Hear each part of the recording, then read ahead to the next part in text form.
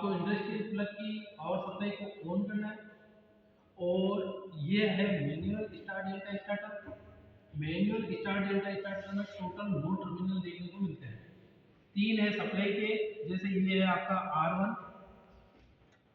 R2 और R3, यानी RYB colour code के हिसाब से ये इसकी इंडस्ट्रियल प्लग को से सप्लाई इसको यहाँ देंगे। ठीक है। अब स्क्वायर केज इंडक्शन मोटर है, 3 HP से जो अधिक की मोटर होती है उसको चलाने के लिए हम मैनुअल स्टार्ट डेल्टा स्टार्टर, इससे पहले हमने मैनुअल स्टार्टर का प्रैक्टिस किया था। ये है manual start delta starter. Manual start delta starter का काम क्या होता है कि मोटर को पहले स्टार में चलाना, स्टार के अंदर 58% वोल्टेज मिलते हैं और डेल्टा में पूरे के पूरे वोल्टेज मिलते हैं। तो स्टार डेल्टा की आपको पूरी कंडीशन बताई गई है। स्टार कनेक्शन के अंदर लाइन करंट बराबर फेज करंट, स्टार कनेक्शन के अंदर लाइन वोल्टेज बराबर √3 into phase voltage, star connection के अंदर फेज वोल्टेज बराबर लाइन वोल्टेज बटा √3 होता है। इसी प्रकार हमने डेल्टा के अंदर पढ़ा, डेल्टा कंडीशन के अंदर लाइन वोल्टेज बराबर फेज वोल्टेज होता है, लाइन करंट बराबर √3 इंटू फेज करंट होता है, फेज करंट बराबर लाइन करंट बटा √3 होता है। अब जब मैं इस हैंडल को नीचे की तरफ करूंगा तो मोटर स्टार में चलेगी, तो स्टार में 58% वोल्टेज मिलेगी, तो इसकी रनिंग स्पीड वो जैसे ही मोटर 75% की गति प्राप्त कर लेती है तब आपको इसको डेल्टा कनेक्ट करना है।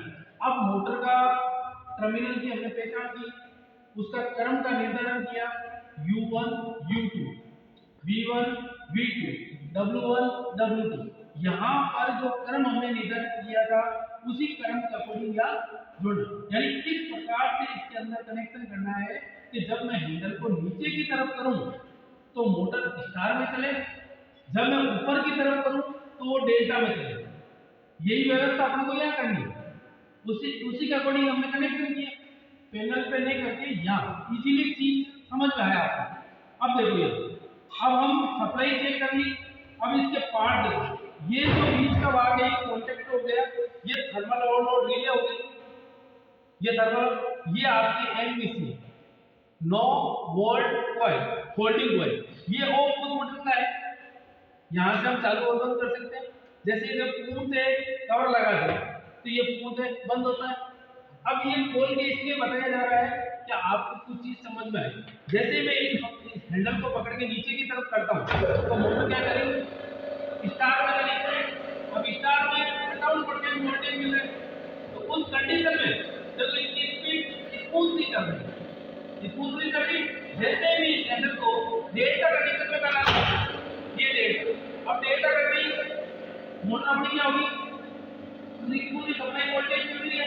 अब इस कंडीशन में या जो एनवीसी है वो पूरी बोर्ड होगी।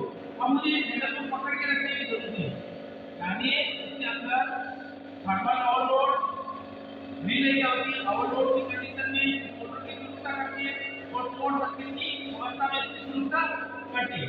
अब ये ऐसे बंद करना है तो मैं यहाँ ऑफ पुश बटन, ये जो of push button red colour का है, ये इसको प्रेस करो तो मोटर बंद हो जानी चाहिए। तो ये देखो ये मोटर बंद, ओ यानी सर्किट इसका मैंने तोड़ दिया, तोड़ने से मोटर होती बंद।